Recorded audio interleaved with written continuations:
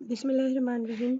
आज हमारी फिज़िक्स की क्लास है जिसमें आज का टॉपिक है polarisation of light. So let's start.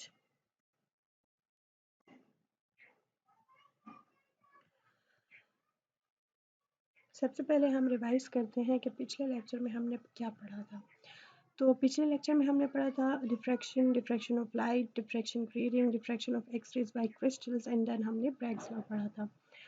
और उसके बाद आज जो लेक्चर है इसमें हम क्या पढ़ेंगे, तो इसमें हम पढ़ेंगे polarisation of light. Main topic हमारा यही होगा। उसके बाद हम मेथड्स ऑफ पोलराइजेशन पढ़ेंगे और उसकी एप्लीकेशंस इन ऑप्टिकल एक्टिविटी। सबसे पहले हम डिफाइन करते हैं कि what is polarisation. The process of transforming unpolarized light into polarized light is known as polarization।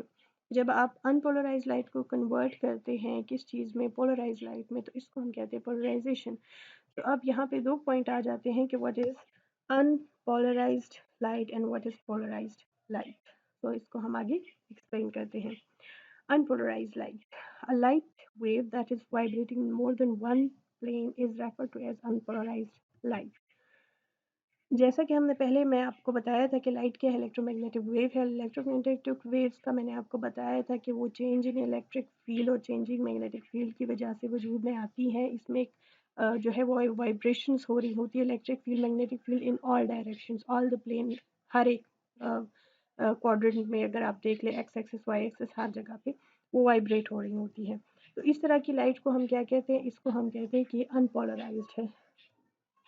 सही है। Light emitted by the sun by a lamp in the classroom or by a candle flame is unpolarized light।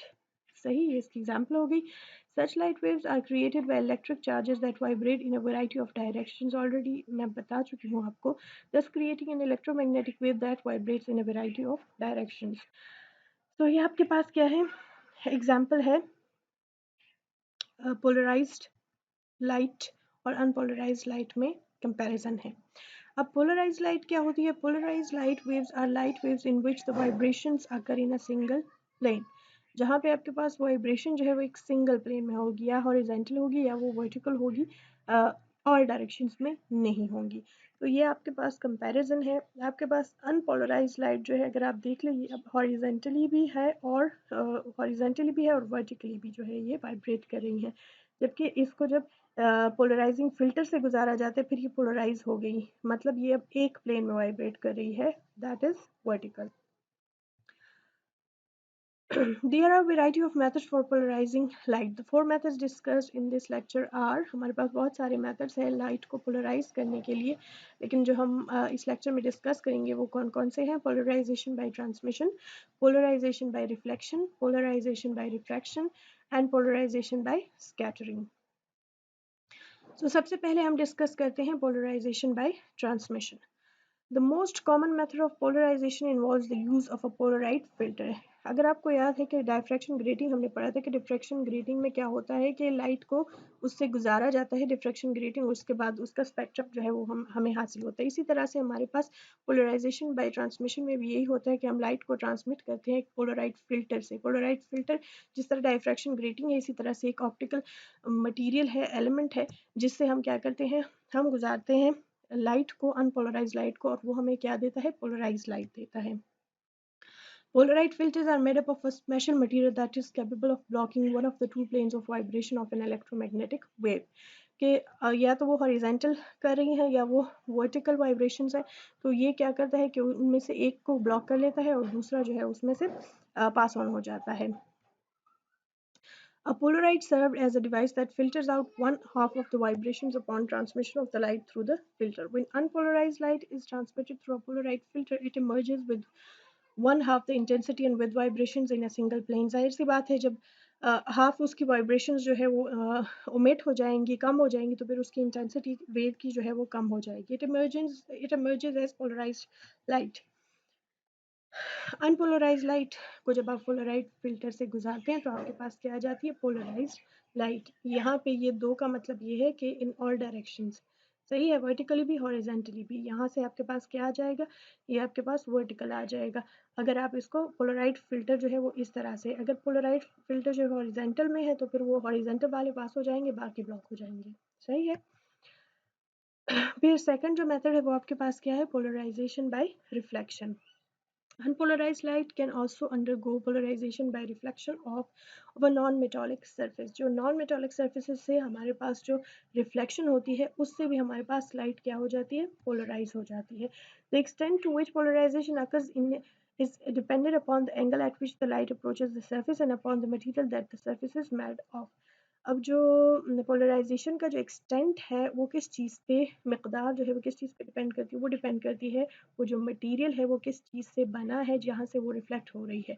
और दूसरा angle of incidence, angle of incidence मतलब जो light wave है वो किस angle पे जो है वो इंसिडेंट हो रही है उस सरफेस पे। So metallic surfaces reflect light with a variety of vibrational directions. Such reflected light is unpolarized। जो metallic surfaces है वो जिस तरह से रिफ्लेक्ट करती है उसमें polarization नहीं हो पाती, जबकि नॉन मेटालिक सर्फेसेज में ये हो पाती है। However, non-metallic surfaces such as asphalt, roadways, snow fields, and water reflect light such that there is a large concentration of vibration in a plane parallel to the reflecting surface।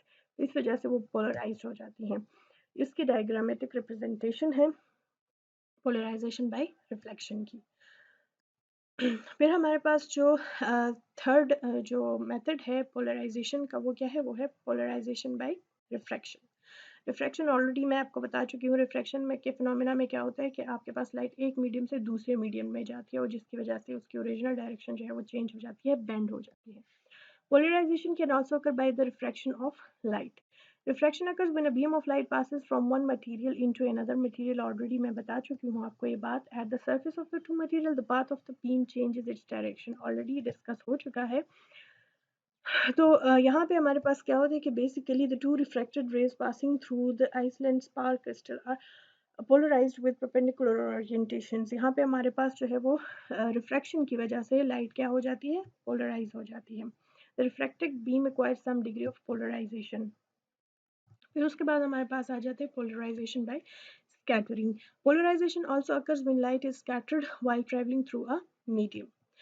When light strikes the atoms of a material, it will often set the electrons of those atoms into vibrations। The vibrating electrons then produce their own electromagnetic wave that is radiated outward in all directions। This newly generated wave strikes neighboring atoms, forcing their electrons into vibration at the same original frequency। These vibrating electrons produce another electromagnetic wave that is once more radiated outward in all directions। This absorption and re-emission यानी बार बार जो है वो absorption हो रही है और re-emission हो रही है of light waves causes the light to be scattered about the medium। उसकी वजह से जो light है वो क्या हो जाती है, scattered हो जाती है about the medium। This scattered light is partially polarized। ये fully polarized तो नहीं होता लेकिन partially polarized होता है। एप्लीकेशंस अब हम नेक्स्ट जो है लेक्चर उसमें पढ़ लेंगे, कंटिन्यू करेंगे।